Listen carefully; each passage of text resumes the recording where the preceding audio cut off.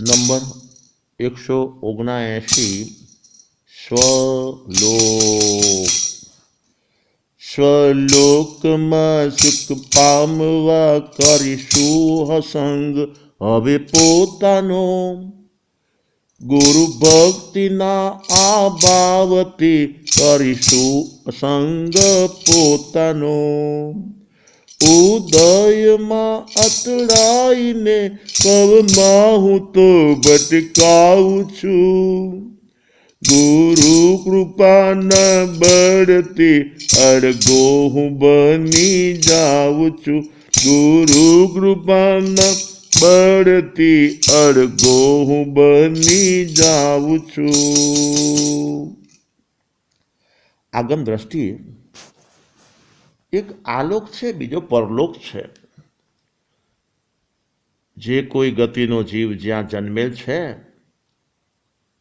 તેને આલોક કહેવાય છે, તથા મૃત્યુ પામીને ફરીથી તે જ ગતિમાં જન્મે તો પણ તેના માટે તો આલોક જ છે.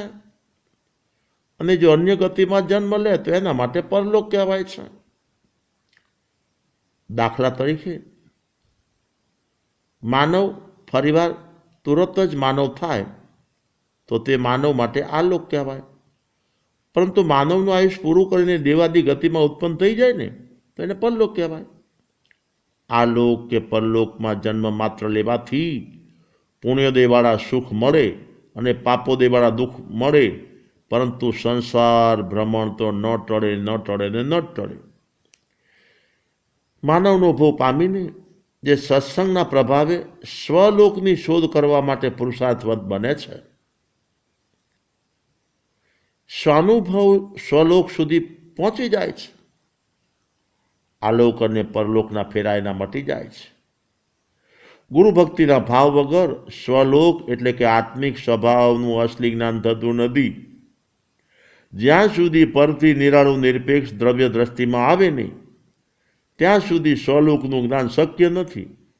અને જ્યાં સુધી આ જ્ઞાન અનુભવના માધ્યમે થાય નહીં ત્યાં સુધી ગમે તેટલું મેળવેલું જ્ઞાન એ અજ્ઞાન સ્વરૂપ જ છે.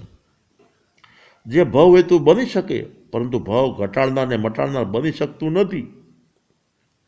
આ સ્વલોકની દ્રષ્ટિનો મહિમા સમજતા સમજાવતા આગમકારો કહે છે કે જેની દ્રષ્ટિમાં શુદ્ધ દ્રવ્ય રમ્યા કરે છે, એટલે કે જેની દ્રષ્ટિની શુદ્ધિ છે, તેને પાપ શાસ્ત્રો અવળા શાસ્ત્રો પણ સવડા પરિણમી જાય છે. અને જેના પાસે આ શુદ્ધ દ્રષ્ટિનો અભાવ છે તેને આચારાંગાદી સવડા શાસ્ત્રો પણ અવળા પરિણમી જાય છે. માત્ર દ્રષ્ટિનો જ આટલો મહિમા છે તો તે અસલી સ્વરૂપમાં રમણતાનું તો પૂછવું જ શું. સ્વભાવ રમણતાવાળા સાધકને લાભ અને અલાભ, સુખ અને દુઃખ, નિંદા અને પ્રશંસા, સગવડતા અને અગવડતા, અનુકૂળતા અને પ્રતિકૂળતા કોઈ પણ પ્રકારની પરિસ્થિતિ અડી શકતી જ નથી, કે સાધકના આત્માને અભડાવી શકતી નથી. પ્રત્યેક પરિસ્થિતિમાં પ્રગતિ એ જ સાધકનું જીવન છે. દ્રષ્ટાંત ગ્રંથકારો ગૂંથે છે કે માસ કમળના પાણે મેતારે મુનિરાજ સોની મહાજને ત્યાં ઘેર ગોચરી પધાર્યા છે. પધારો પધારો મુનિરાજ પધારો, મારું આંગણું આજે પાવન થઈ ગયું. સોની મહાજન તરફથી સોતેન્દ્રને પ્રિય આવા અનેક મીઠા અને મધુરા વચનો મુનિરાજને સાંભળવા મળ્યા. છતાં મુનિરાજ માન કે અપમાનમાં આવ્યા નથી, કારણ કે સ્વભાવમાં સ્થિર છે. સામેથી આવતા વચનો વ્યવહારથી મુનિને સાંભળવા તો પડે, પરંતુ સાંભળેલા વચનોને સ્વીકારવા કે ન સ્વીકારવા એ સાધકના હાથમાં છે. સ્વભાવમાં રમણતા કરનારને શુભ કે અશુભ વચનોમાં પ્રિય કે અપ્રિયપણાના ભાવ રહેતા જ નથી. જ્યાં પ્રિય કે અપ્રિયપણાના ભાવ છે ત્યાં સ્વીકાર છે અને આત્માને અભડાવાય છે. અનુકૂળ કે પ્રતિકૂળ પરિસ્થિતિથી ઉપર ઉઠવા માટે સ્વભાવ રમણતા એ રામબાણ ઇલાજ છે.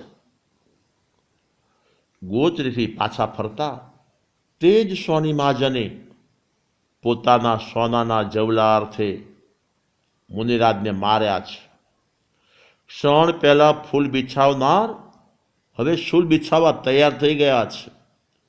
છતાં મુનિરાજ સ્વની મહાજનની તે અશુભ પ્રવૃત્તિને ધિક્કારતા પણ નથી. જે એકને સ્વીકારે તે બીજાને ધિક્કારે.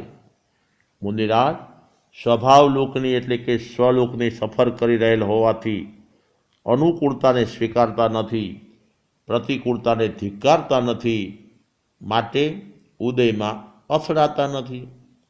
ઉદય એ ઉકરડો છે, એમાં આરોટે તે આરાધક બની શકે નહીં. સ્વભાવ રમણતા વગર ઉદયથી અલગ રહેવાનું બની શકતું નથી. ગુરુકૃપા વગર સ્વભાવનું જ્ઞાન કે સ્વભાવમાં રમણતા શક્ય નથી. ગુરુ પરમાત્માની કૃપા જ સાધકને નિરપેક્ષ જ્ઞાનાદિની પ્રેરણા આપે છે. ગુરુકૃપા મેળવવા માટે સેવા એ જ અમોઘ ઉપાય છે.